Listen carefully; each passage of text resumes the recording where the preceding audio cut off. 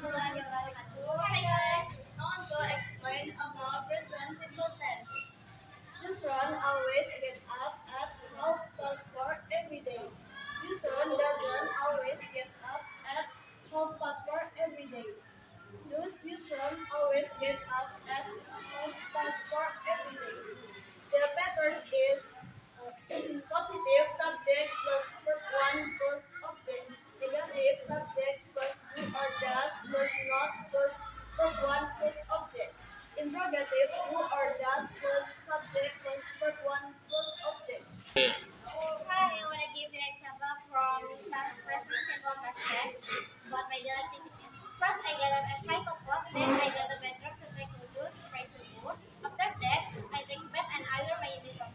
Next, I have breakfast in the dining room. Before going to school, I permit to my parents. After that, finally I go to school with my parents.